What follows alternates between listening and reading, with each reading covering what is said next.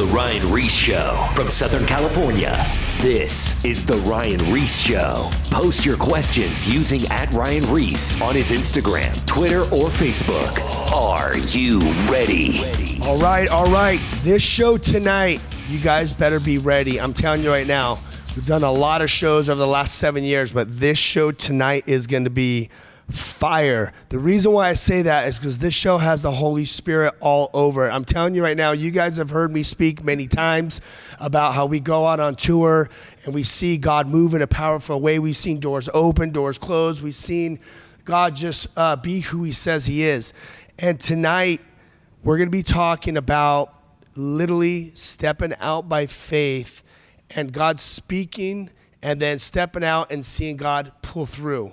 So put on your seatbelts. I'm in studio with Tucker Maile he's the Calvary Chapel senior pastor of Calvary Chapel, Boise, in Boise, Idaho. What's up, everybody? And you know what? He's no stranger to the show, actually. Hey, I'm back. Exactly. Keep coming back, dude. So if you don't know who he is, I would highly suggest going onto our YouTube platform or any of the podcasts, Spotify, Google, or any of those, or Apple, and look him up on my show. I think it was about a year ago, 6 Maybe months, so. something like that. Time flies when you're having fun, right? Yep. But you guys know my story, right?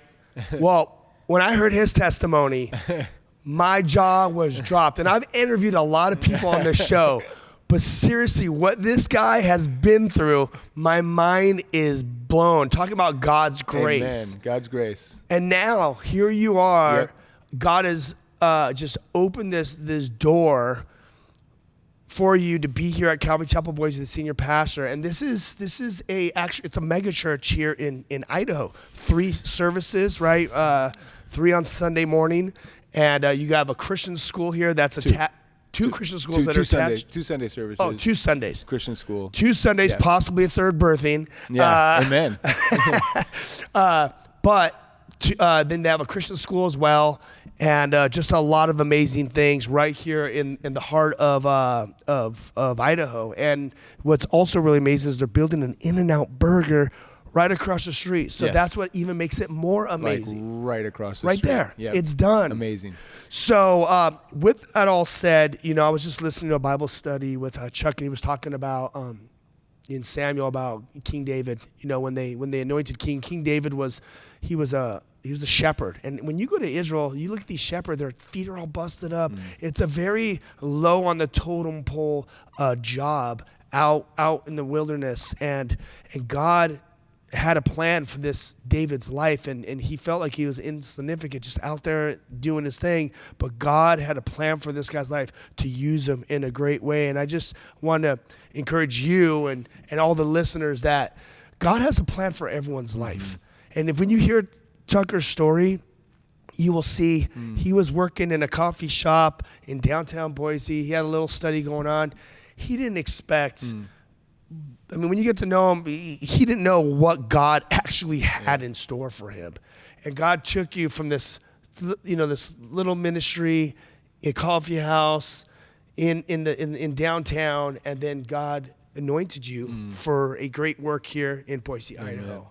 So Amen. Anyway, I'm glad I'm here in Boise because that's part of the story of what we're sharing today. Yeah. Is me being in Boise, and now we're here talking in Boise. And I know God has a plan for individual lives. He also has a plan to bring people together as co-laborers. And dude, meeting you and our story is, I'm excited to share of how God had his hand on bringing us together and why we're even sitting across from each other in Boise, Idaho, to talk about what God's doing to give us this co-labor partnership. Yeah, it's a miracle. So this is just going to prove that God's real. So we're gonna get into it. So you guys, if you guys have been following me for many years, there was an opportunity for me to start a building project in California, and God opened all the doors. We were going through the motion, things were happening. But long story short, there was a change of heart on some of the ministry decisions to maybe more focus on, from the other party, to focus on financial financial and bringing in, we'll say, more of a mixed multitude of people that don't believe the way we believe as far as the way ministry should be done. You know, such things as soft on certain subjects when we believe the Bible's the Bible, period. So God led me to break that partnership and to just walk away with it, which was very hard for me to do that because I saw the opportunity of what could be. So long story short, years later, I'm out in the wilderness. Well, yeah, the wilderness. I'm in Joshua Tree. Amen. I'm fasting. I'm praying. I'm waiting on God. And I remember asking God, are we going to do this project? I worked like almost 2 years on putting this thing together. And then it all just went away. And I was driving back from what's it called? With the palms, what's it called? Joshua Tree. Sorry. I was driving back from Joshua Tree, and I was in my car, and I was driving down to San Clemente to this afterglow at Calvary Chapel, San Clemente.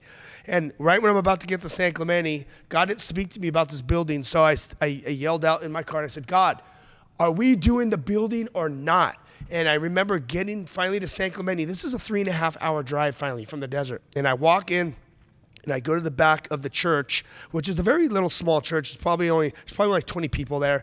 And I'm in the very back, and a guy that I know, which is Lenny Kravitz's brother-in-law, Roger, he's leading it. We know each other, but we don't know each other. You know what I mean? Like we're friendly, but we don't know anything about each other much. And I walk to the back, I sit down, and the worship ends, and he gets up and he goes, okay, guys, now we're going to pray and just see what the Holy Spirit wants to do. And he closes his eyes, and he starts praying, and then he stops, and he looks up at me and goes, Ryan, you're going to get the building. You're going to get the building, and the guy's just going to give the keys to you, and it's just going to be like, here's the building, do what you want. And I'm like, I don't know what you're talking about, some building. He goes, well, it's trapezoid. And I go, okay. So I just took that word, and I just held it in my heart, like Mary, who says that the angel spoke to her, and she pondered it in her heart. She just held it in her heart. So now years go by. That was in February 2019, and now COVID hits. 2020, we can't go into any of the public schools. We're doing about 100 schools a year, and now everything stops, and I'm sitting at my house, and I'm going, what are we going to do? Jesus wouldn't be sitting at home wearing a mask at his house. He'd be out helping people, because if it is truly people are dying and there's all this stuff going on, we need to go out and help people. So I talked to my cousin who was in Horseshoe Bend in Idaho, out in the mountains, and I said, hey, are you guys locked down? He said, no, everything's open. So my wife books an Airbnb to come to Idaho, and we end up coming with my family. I make flyers, 10,000 flyers with 8 skate parks in 8 days, $100 best trick in Idaho for 3 o'clock in the afternoon in the summer. I didn't know that's the hottest part of the day. Nevertheless, I go to all the skate parks for 2 weeks straight promoting for the event. And then the day comes, the Whosoever team drives up that week, and we go to all the skate parks, and there's hundreds of kids. Like, it could be from like 200 to like 600 kids there, and kids are getting saved, the event's happening, and we're jumping off bridges, shooting guns, and off-roading, and just going crazy, just loving it.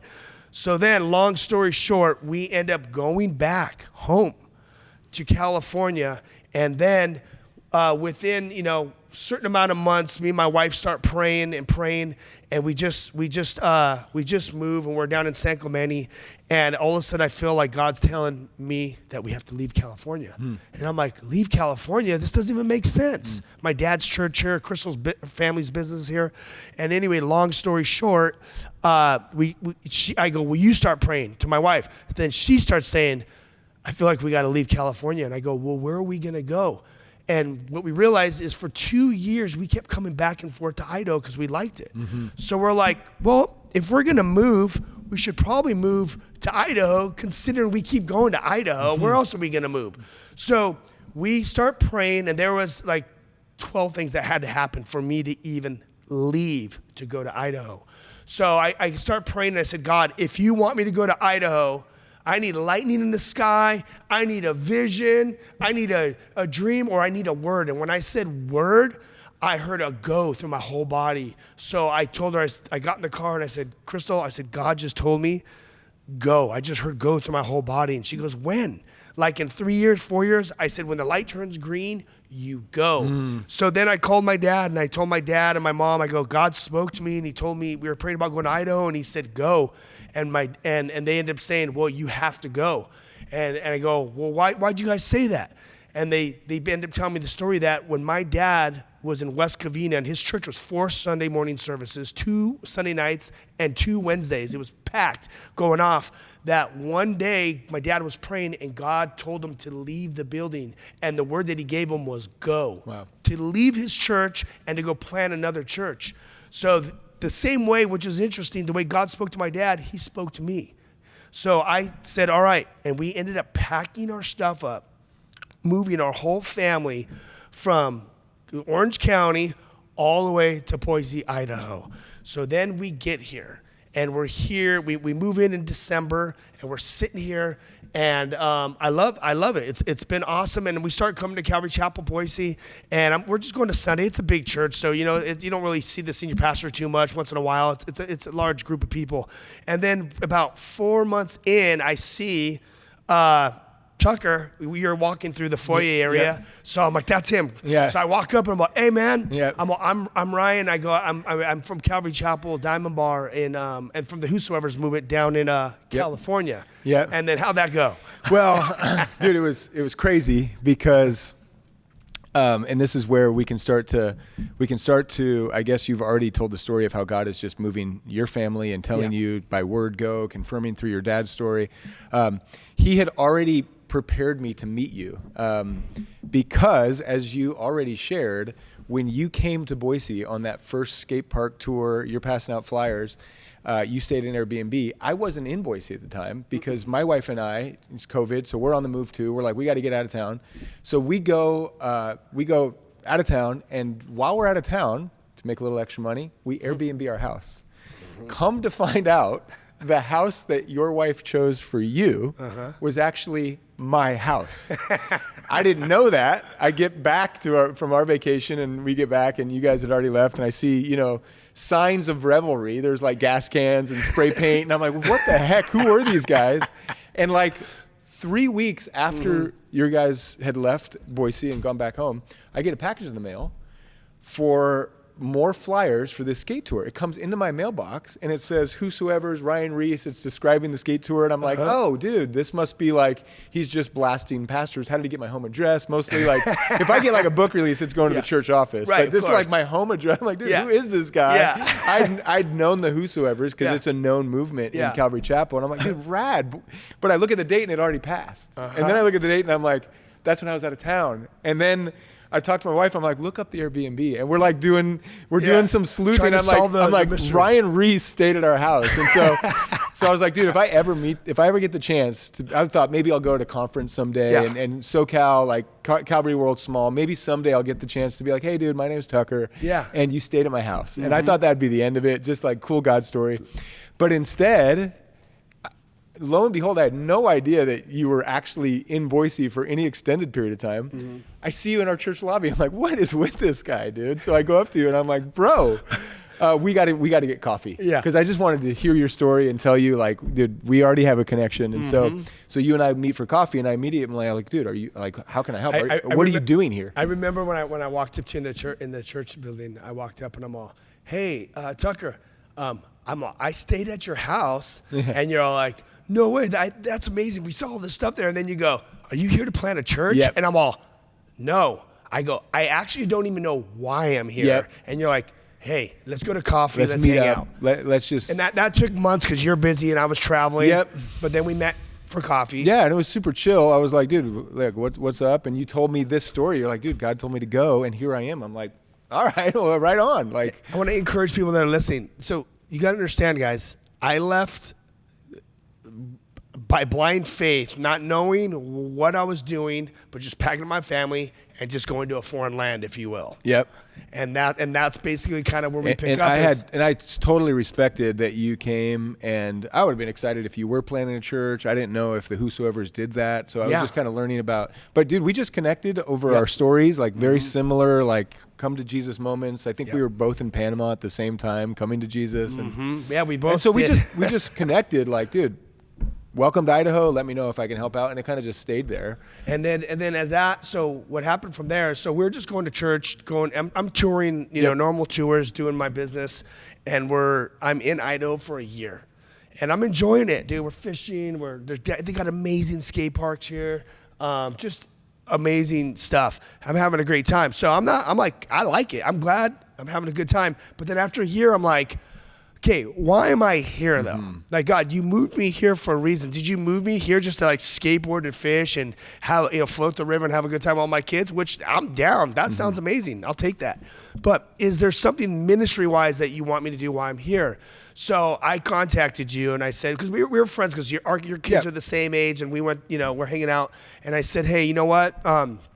Let's, you go, hey dude, why don't you come and start praying and fasting with us in the mountains? We go up there in the winter. Up in what's it called, Garden Valley? Yep. Yeah, Garden Valley. So I said, let's do that. I need to get serious about what's going on up there. Yep. And so I started going up there, praying and fasting with you. And during that process, we went to lunch one day with you double date, right, with our wives. And you're sitting there, and I remember our wives are talking, and you look at me, and you're like, "Hey, are you interested in ever like planning a church or starting a church or something?" And I'm like, no. Yeah. And then I looked in, I'm like, well, if maybe with you, I would consider doing that, because I just for you guys know, I do evangelism. I teach too, but I want to stay in that evangelism gift. I said, yeah, I would could do something with you, and I'm like, you know what? I'll seek out any options. I just want to know why I'm here. Yep. So just open the hands. So and then you told me, what did you end up telling me? So, in the season that we're in, and as a city, and in our church. Boise's growing, and our church is growing, and we're taking in people who are moving here. And so just to keep things, without getting them too, you don't want to be a pond. You want to keep things moving. Yeah. So we just started opening up our hands, and me as the leader, looking for churches to help. Like, can we send people to you? We're getting more people than we, know what to do with. And so there was just a season where I was connecting with these different churches and different pastors and trying my best to connect them with, do you need a worship leader? Do you need, and so I'm like, Ryan, I'm actually talking to a pastor who's kind of in your area where you live, and he's kind of ready to maybe pass off his church. He's just opening his hands, and you're here. And so, dude, let's go meet with that guy. Let's go meet with him and see, maybe you're supposed to kind of plant and have a headquarters for the whosoever's in Idaho through this church. And so we went out and met with him, and it was the beginning of a series of and this is, I guess, for the exhortation of the audience. Yeah. You had a vision. You're going to do a building project. You have a willingness to go. And it was such an important lesson, I think, for both of us, that it doesn't mean that the first open door or the first opportunity is the right opportunity. And we had to kind of learn that. The first person we meet with, and we spent probably a month praying over that specific opportunity. We're like, and I want to jump in. I don't know if that's it. Also, you got to understand, even my mindset, the building project was back in 2019 and even before. So for 2 years, so 17 to 18. So it was so long ago for me that honestly, when we were talking, I wasn't even thinking about who's starting the building, because the opportunity that arose was to take over our church. So I just said, all right, God, if you want me to start a church or do something like that, I'm open, but then you can confirm. So I just kind of, and this is for the audience, I kind of walked through the process to go, God, is this what you're doing in my life? So I went open for it, but then also during this process, we did meet, and there was an opportunity to do something, but also through this process, I'm reading, I'm praying, I'm listening to studies, and I'm realizing within, I'm not feeling peace of actually starting a church, but I'm still going through the process. I'm not getting confirmation, right? Well, I think a lesson that we learned, and I was really your example in this was awesome, is that it's so important to know what God has called you to do. Yeah. Because you were like, dude, am I supposed to be a Sunday preacher and go through the day-by-day duties of pastoral ministry? And we would talk about that. You're like, dude, what would that look like for my life, and how would I tour? And I think it was so good for you to continually go back to, you know what? God has called me to the Great Commission. Yeah. And so that was the filter. It was I have to do evangelism, and I have to reach the youth, and I cannot compromise what God's called me to do to take on duties that he hasn't called me to do. Yes. And so that gave you such clarity, and we were weighing this out. Yes. So knowing the calling. Yep. And because there's all sorts of good callings. So true. Yeah. But you were able to filter that. So we would meet up and, dude, we were still feeling each other out. That was a brutal that was a crazy season to be going through this whole thing. And I think it was by God's grace that neither one of us were like trying to force it. Yeah. Like, dude, I wasn't trying to talk you into like, Yeah. dude, this is how you can do a pastor and evangelism. Yeah. We like number of times we look at each other and be like, dude, that's not it. We'll give it back. But this is why you guys that are listening, that you have to, when you go through this, you got to have people that are spirit filled and don't have an agenda, that are willing to walk and pray and just go through. Because that's literally what we were doing. Yeah. I remember there was no agenda. Me and you were just kind of like, does God, okay, you're here, I'm here. Does God want to do something here? Yep. And if so, you're like, I know a lot of people that want to do stuff. You're open. And it just led to all these different conversations. And there was even there was another opportunity where we were, at one point we were like, there was an opportunity of a church that was like it was dying, I guess. They were selling their building. They were selling the building. They were like, we've gotten to a size where we can't occupy a building or afford it. And so it was like next opportunity. It was like right as soon as we sensed that we needed to, and you did, that pastor that we initially connected with, you actually kept praying with him and got him connected with the right replacement. Yes. Which is amazing. Like, yes. Picked up a win along the way. Yes. It just wasn't you, but you were there for that reason. Yes. And then we went to the next thing. We were like, oh my goodness. I called you. I was like, Ryan, there's a church that's selling their building. Let's go check it out. And we went there. Yeah. When we went there, we looked at it, and that's when I started thinking about, well, wait a minute. I had an idea of the Whosoever's building. The building, as I started kind of going through this process of like, okay, I don't want to just be a Sunday morning pastor. I want to do evangelism. So I go, well, and this is also for a lesson, is I'm using I'm looking at like the situation going, okay, well, what if we started a church, a Calvary Chapel, and then we had a Whosoever building attached to it, and then we could have a Bible school attached to that can help function it, and we could do this whole building here, and this would be amazing. Right? Yep. And we're like, okay, that sounds awesome. We could buy this church and we can do that. And then the church can help function to support the Great Commission and the Bible school. And we're like, and that, listen to the listening audience, that's actually a great idea, right? But then I had to go back to God and I said, okay, God, that's my idea. But is that what you want to do? So then I started praying and I'm still praying and fasting with you guys doing your thing. But then I remember I just did not have peace about this building, about doing all this stuff. So finally, if you guys have ever got to this place where God's not answering, you're frustrated, you don't have peace, and you're like, you know what? I'm done. I'm just going fishing. It's almost like Peter. Remember when Jesus died on the cross, and he was like, you know what? Get the nets. I'm going fishing, Get dude. the nets. I'm done. I had that moment. I'm like, you know what? I'm going fishing. So I literally go and I go fishing, and I'm out there and I don't catch nothing for an hour. Sounds kind of biblical, huh? It does. Yeah. I don't catch nothing, and then I'm walking back home, and I'm just like, I'm mad and like kind of just like exhausted from like my brain trying to figure this out. So then I stop and I go, God, I'm talking out loud, just praying. I go, God, if you want it just to be a Whosoever building, which doesn't make sense because if we had a church attached to it, tithing and all that can help fund the ministry. So that makes sense to me on paper.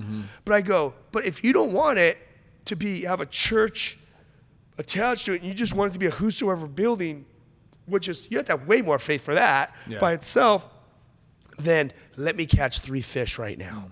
So I cast out, and within 15 minutes, I catch 3 bass. Wow. So then I go, okay, God, now my faith is, I'm like, okay, God, you spoke to me. But then I'm like, did he really speak to me? So I go, I'm going to continue fishing until my wife calls me till we have to leave. So I keep fishing, and I go, I thought my wife was going to call me in like 20 minutes. Dude, I ended up fishing for another hour and a half. Nothing. So the next morning I had a meeting with you and one of your elders, and I go into the meeting, and we're sitting there, and we're in discussion where we're like, we're going to buy this building, we're going to take it over, and it's going to be an extension to Calvary, Boise, and we're going to have the Whosoever's building. We had this whole plan, right? Like things were going to happen. And then I walk into you guys at that one restaurant, and I go, guys, this is not what God wants. God does not want to do that. And and here you guys are already like, let's go. It's go time. And this is also for the listeners. This is heavy stuff. Like we're like ready to pull the trigger. And I walk in and I said, God spoke to me, and he spoke to me through this fishing deal. And then your elder goes, because I go, I was driving there. I'm like, these guys are going to think I'm crazy. I'm walking in town, I caught fish, and God spoke to me through 3 fish. I'm like, but I go, I'm going to step out. And I said it, and your elder goes, oh yeah, God speaks through fishing. And he goes, he spoke to me this one time about my dying brother, about this dying fish that came up, and he ended up calling him, and his brother was dying. I'm like, thank you, Jesus, for confirming, so I don't sound like a lunatic.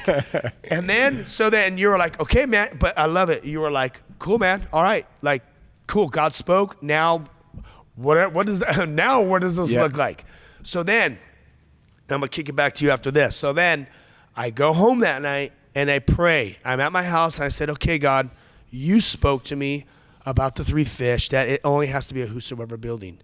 And then the elder confirmed for the building. Now I go, now you need to confirm with Tucker. We're all in this together. We're all speaking to each other. So I go, now you confirm with Tucker that it has to be a whosoever building. And I prayed that night. And what happened that night? So that night, which is, again, like, man, I feel like God has just brought us together.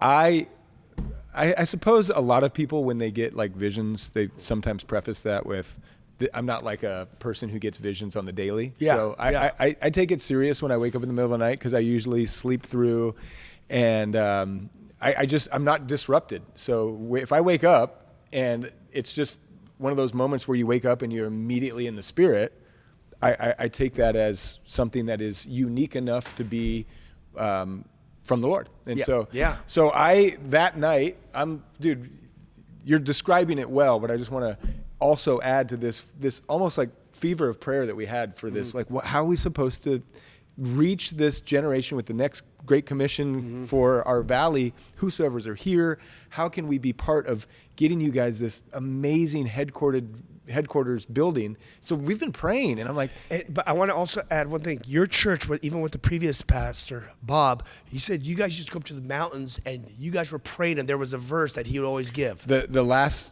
I'd say 3 to 4 years of Bob's kind of like overlap, he was just discipling us, this next generation.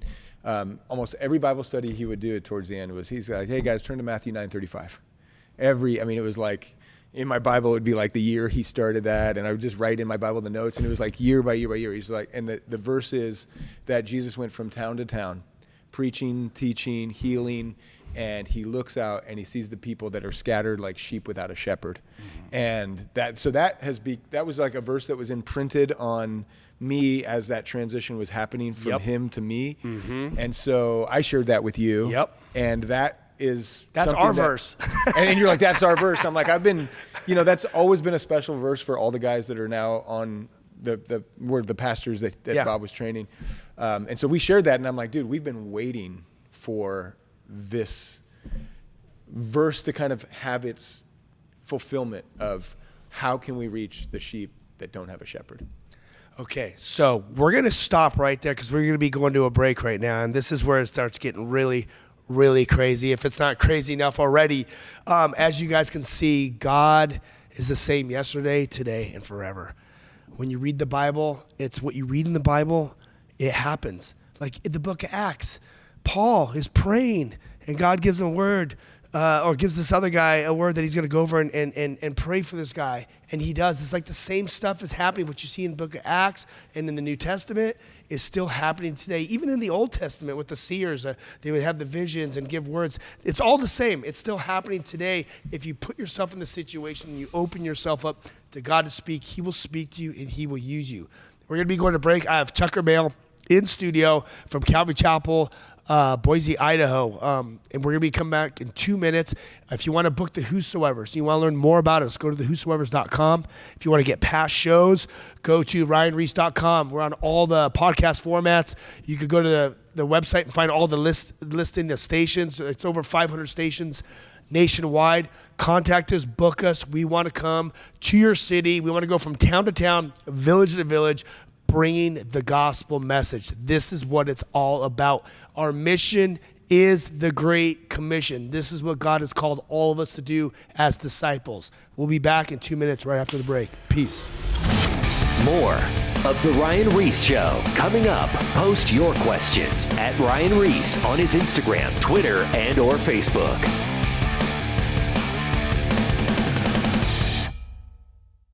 Now, back to the Ryan Ries Show. All right, let's roll. So we are back. I have Tucker Maile in studio from Calvary Chapel, Boise. If you guys tuned in to the first half, you guys know this show is wild. This is like straight up biblical, Holy Spirit, Jesus stuff happening. So here we are where we left off, Tucker, and those are the ones that are just tuning in right now. I've been living in California. You guys know my story, but God called me by faith and spoke to me to leave California and move to Boise, Idaho for something. I didn't know what, so I started praying. I started fasting.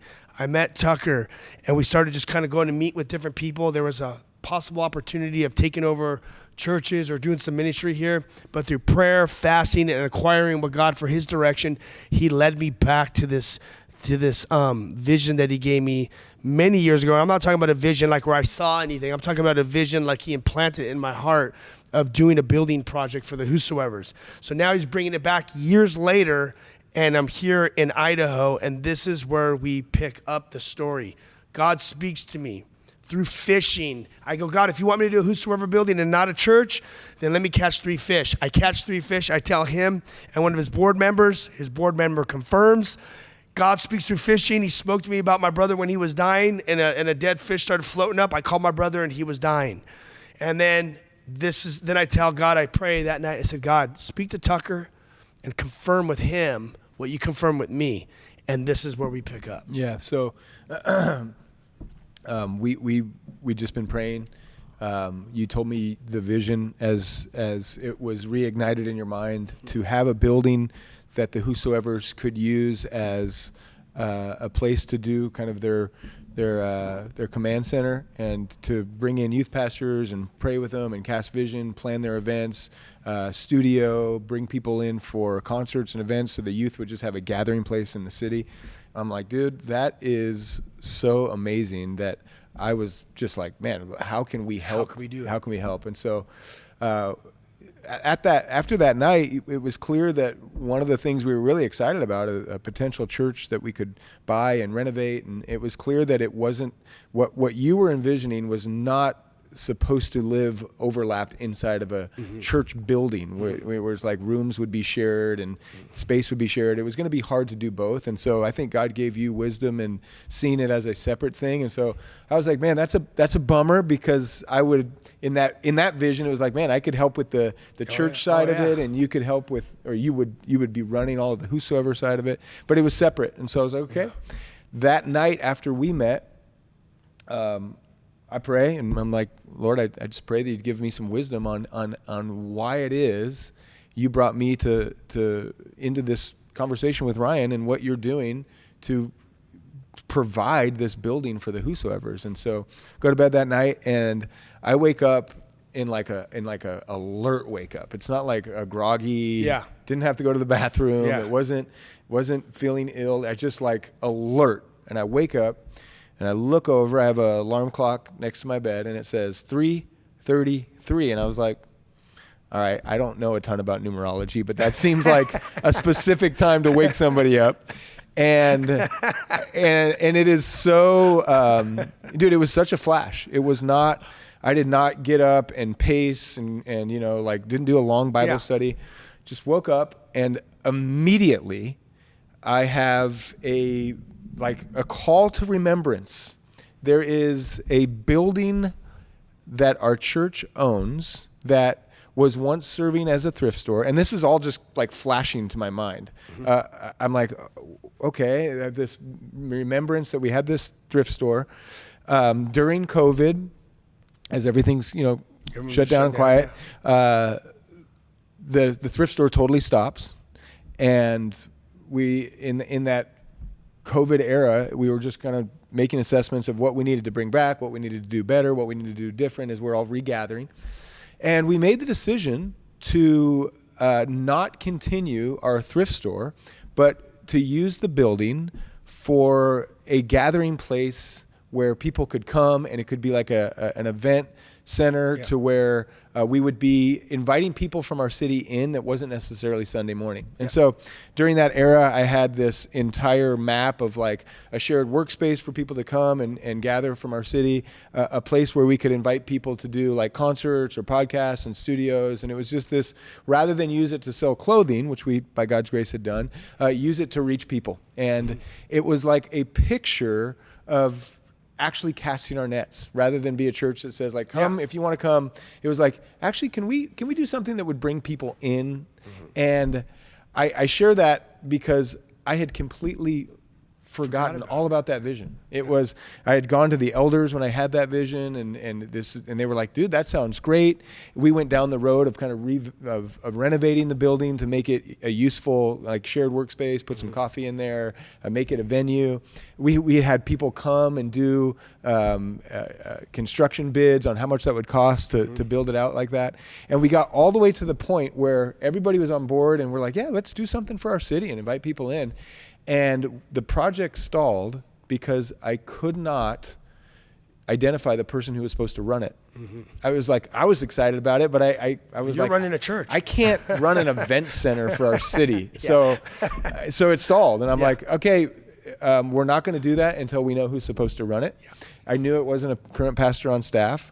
We used the building to just start hosting small. We allowed our Arabic service to start using the building on Sundays. Our college ministry moved in. It was a great space, but I always said, hey, don't ever put anything permanent in that building, because I know that someday we're supposed to use it for something. I just don't know what. And just as sure as you had kind of let the building project for the Whosoevers kind of go back to the recesses of memory, I did the same thing. I was like, now we're just using it. We have Bible studies that use it. We have services that use it. We do, events in it. And I never thought ever about it until that very night at 3:33. It all came back to my brain, and it was clear that the Whosoevers were the people that were going to run it. I was like, that vision that I had that totally stopped because we didn't have anyone. I was like, that's it. It answers all the questions. It's not a church building that has to be a mixed space. It's ready to be a venue. It is completely built. We've only been using it in this way for a couple years, so it's not like we're deep entrenched in all these ministries that have no other way that they could operate. And so from 3:33. I get this flood of memory, like remember what that was supposed to be, connect it with you, and I just sent you 3 emoji fish. I was like, fish. 1, 2, 3. I think we're supposed to. No, it was. I remember it clearly. It was. I woke up in the morning, and it was 3 emoji fish, and I text you back joking around. Because you texted me, it was 3:35. Yeah, because I just immediately texted you. When you texted me. So I don't know much about numerology and all that, but I know 3 o'clock in the morning, Jesus stuff happens all the time. Yeah. So I know that. So I'm already like, oh, shoot. I prayed last night. God spoke to me. And I knew, I was like, God gave him a vision. I knew it. And so I played stupid, as I always do when I get words or confirmations of stuff. I text you back and I go, no, dude, I'm not going fishing today. And you're all, no. And you put 3 fish equals the Whosoevers. Yeah. And you go, call me. Yes. That was it. Yep. So then I called you and you told me what happened. And I'm like, so this is where I was tripping out. I'm like, what the heck? I'm like, I've been rolling with Tucker for the last year. Yeah. Meetings, buildings, looking, ideas, all this stuff. And I'm like, the whole time, you have this building, but you didn't think about it. Because honestly, and it's fair, because even when I was going into this process, I had this whole plan designed out for a building project years ago. But when we started going through it, I'm like, we're looking to plant a church. Yep. Meanwhile, the whole Whosoever building I had it all planned out, but I'm not even thinking about it. Yeah, so because God starts reminding me. The conversation got started, and we went down the road of church, pastor, mixed space, school of ministry. So Yes. we had to go down all of these roads to come back to the very beginning of your vision Yep. and what And we were brought together. Yeah. And so I was like, dude, meet me at this property. And Yeah, y'all meet me here. I was like, meet me here. And dude, it's kind of embarrassing when you think about what this building is and what the vision that God gave you to have a whosoever compound headquarters that would reach a city. I'm like, it's 1-to-1. It's not, the pastor that we initially met with was meeting in a gym. We were like, well, someday we'll have to, and then the building we were looking at was this old, really cool mid-century building, but it was like, well, we'll have to like take the roof off. It was like, it was and then thing. this was prepared beforehand. Yeah. Ready. Empty warehouse. It was an empty warehouse, and the cool, like, the God story of even this is when it was a thrift store, we would hire like people out of jail and just come, and it was like an entry point into just helping out and giving people work. Yeah. And we had one guy that got out of jail, and he was still like hearing voices, and one night he closes the shop down. He piles up a bunch of jeans into the middle of the thrift store, douses them with gasoline, and lights this place on fire. And the whole thing is just like major fire damage. And so the building that was once like an old like mechanic shop, really dingy and dirty, use it for, selling secondhand clothes. Yeah. We get a insurance payment to basically rebuild it, and it becomes, for a minute, it was, I think, the nicest thrift store in the world, dude. Because, dude, it's like polished floors, and we did the white walls and just like vibed it out. And it was God preparing beforehand that it was going to be more than a thrift store, and we didn't have to spend $1. Think about this. I gotta see how much time we have left here, but think about this. God knew what he was gonna do.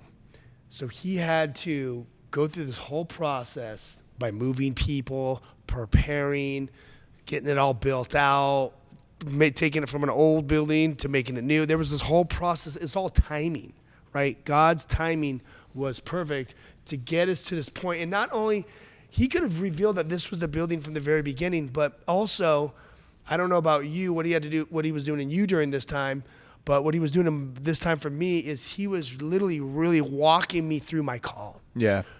Reconfirming the call, because when you're doing in ministry, there's so much opportunity of things that you can do and do. Yep. But you have to make sure that you're in your call, because when you're in your call, that's your sweet spot, and that's where the joy is.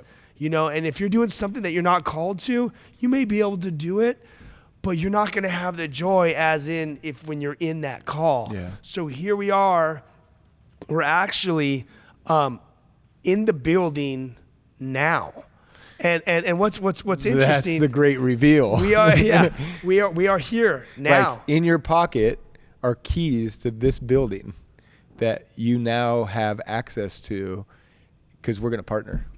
And this is what's interesting, Tucker. This is the kicker for the listening audience, is that the build. First of all, we're in the building. It's empty. It's beautiful. White walls, great. It's nice floors, but it's empty. Totally empty. So it's we don't know what God is going to do here yet, but we're here. Yeah. And this is actually the first podcast that we're doing in the building today. It's crazy. It's God's timing, which is so rad. For us, it's a bit of a Jordan River moment. Like we're a lot of work to be done. Yes. We got to still circle the Canaanite wall, or Jericho, but dude, we're here, dude. We're here. You're now living in Boise. There's members of your team that are following, and I've given this vision to the elders at Calvary Boise, and everyone's excited. And now you're gonna come in and build out the whosoever headquarters for Boise, Idaho. So we have our California location, and we have our new headquarters here in Boise, Idaho. And it's almost like when you're going to war. I had to get the infantry in. So I brought a couple team members up. They brought some sound. They brought the equipment ready for war as we start invading the schools. And what also is so amazing too is it just happens that last Tuesday, which was Monday or Tuesday, 2 days ago or a day ago, we did our first public school kill the noise tour. Like the exact same here. week. And guess what? It was a small town. We had 120 kids show up, and the Bible club was only like 5 or 6. 120 kids show up, and then when we did the call to action to come forward to receive Christ, 120 kids came forward. So I told the Bible club leader, I said, listen, you could have 1,000 people and have 60 people respond or 20 people respond. I go, you had 120 and 120 respond. Yeah. That's 100 out of 100%. That's amazing. That response is better than having 1,000 people show up and having 60 people respond. Yeah.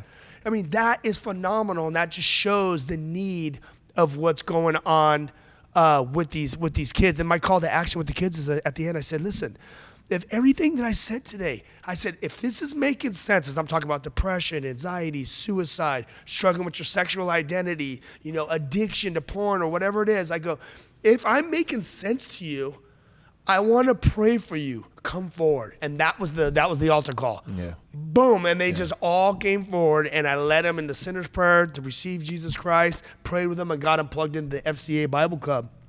But also with that said is when I want to go back to that vision that I had in 2019 at the Afterglow when God spoke through that friend that knew nothing that was going on.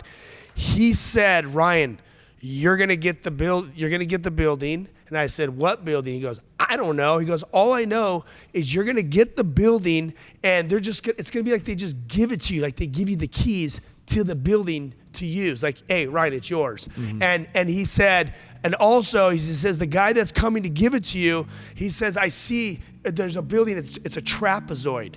Now, this is what's interesting. After you said, Ryan, I'm going to give you the building. God showed me it's your building to do the whosoever's.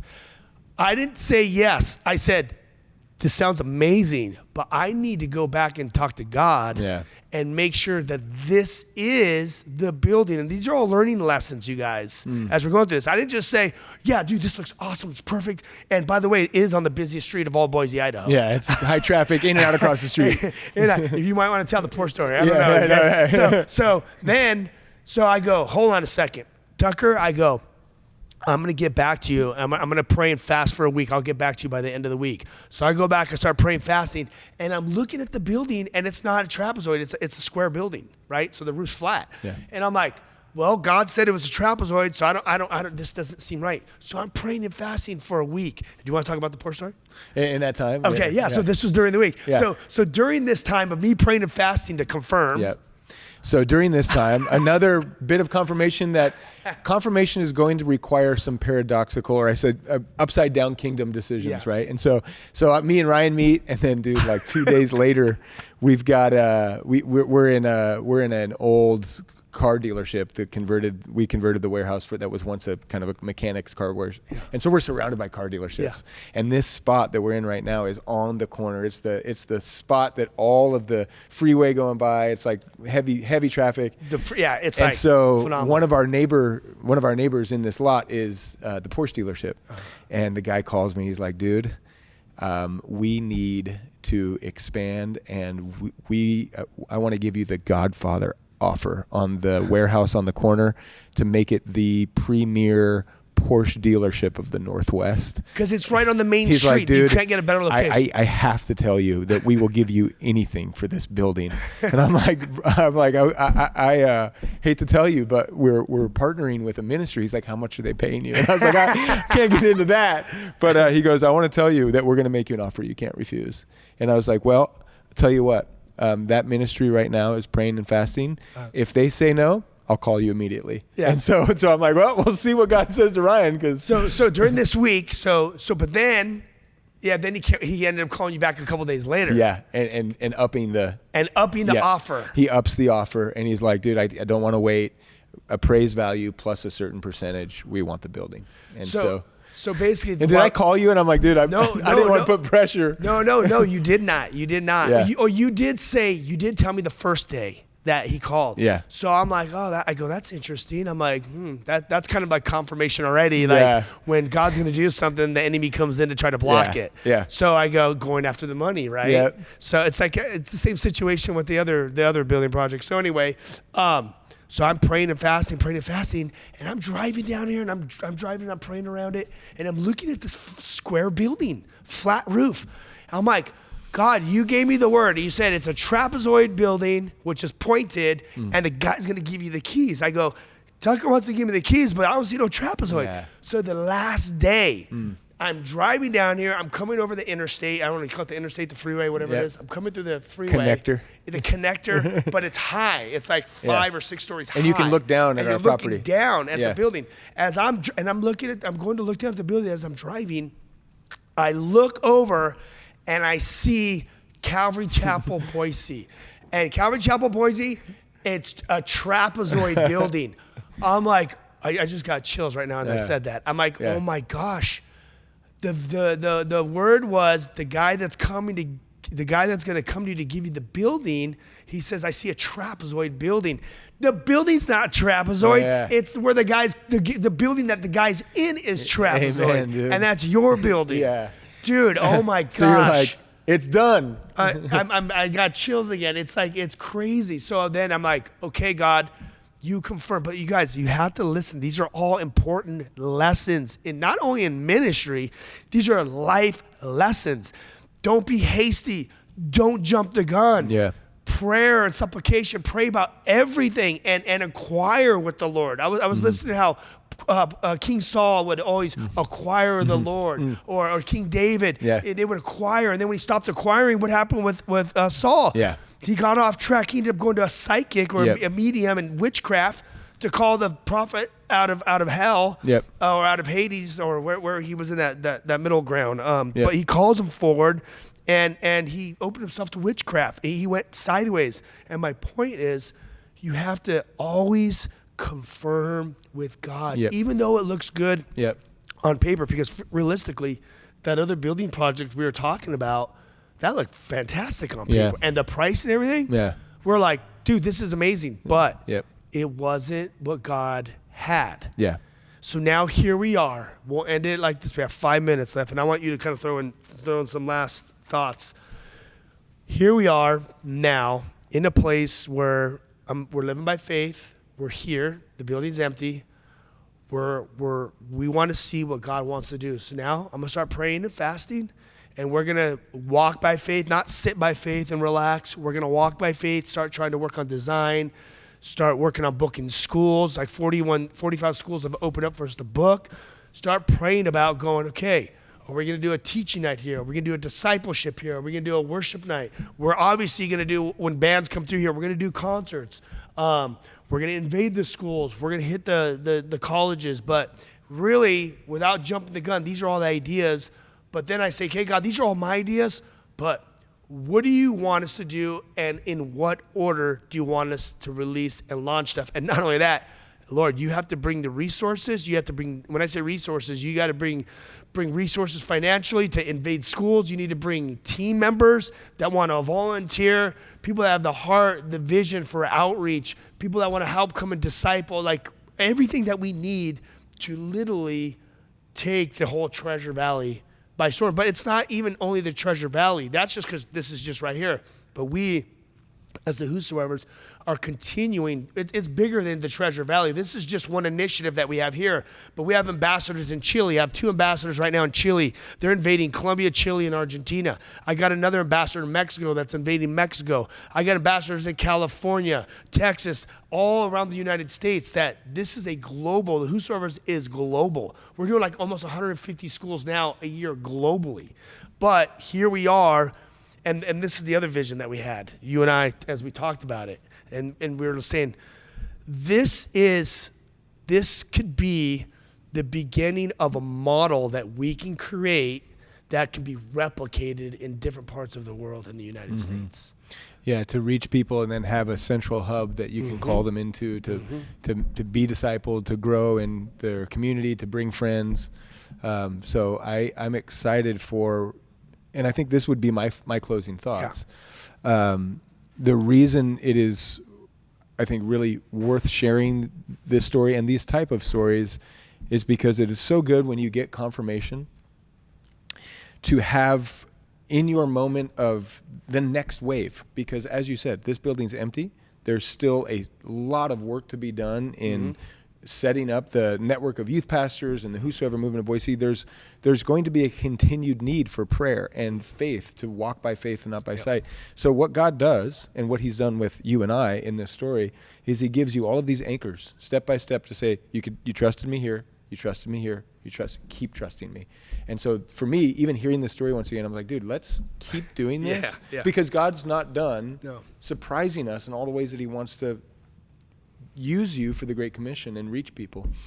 And so that's why it's like so good to get refreshed in this, because we're going to need all sorts of reasons to step out in faith. The verse that just came to my mind is, he who began a good work in you will complete it until Christ's return.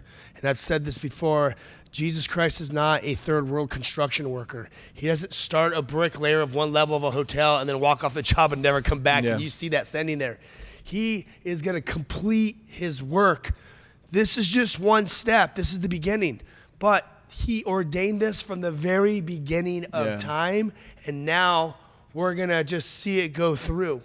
We're going to see it, how it all pans out. Just like we see with Esther. If God called Esther to go in and speak to the king to save the nation of Israel because the Messiah had to come. And if Esther didn't go in and do the job, he was going to raise up someone else. Just like that other building didn't happen. Well, that didn't happen with there, but God's like, I'm still going to get my job done. And then he goes, I'm picking Boise, Idaho now to get it done. Yeah. I'm choosing someone else to accomplish what I've called Ryan to do. Yep. And here we are with open hearts and just seeing what he wants to do. So thank you for being on, man. Dude. This is it. This is the beginning. I can't wait to rewatch this episode and a year or 5 years from now and see all that God does from here on out. But this is the building right here. This is it right here. Welcome. Yeah, welcome. Look us up. We're gonna probably get out on social media and start kind of releasing some stuff. Don't forget, go to the Whosoevers. If this is their first time hearing about it, go to the Whosoevers. Check us out. Go to the RyanReese.com. You can get all the past shows of just cool stories. And don't forget, go look up Tucker Maile's story. Seriously, hey. His story makes my story look like nothing. Talk about shocking moments. It needs to be a movie, actually. All God stories. All God stories. If you want to know God's grace, that's it. So we love you guys. Thank you for tuning in. Keep us in prayer for everything that God wants to do, that God will bring a revival. A revival. We need a new, fresh work of the Holy Spirit, and we need to be able to put ourselves in a place to see God move. Not just talk about it, but be about it. I love you guys, and I'll talk to you guys next Saturday night. Thanks, Peace. Tucker. Peace. This has been The Ryan Ries Show. To connect and find out more about Ryan, click on ryan-reese.com. Check us out next Saturday at 9 p.m. for The Ryan Ries Show.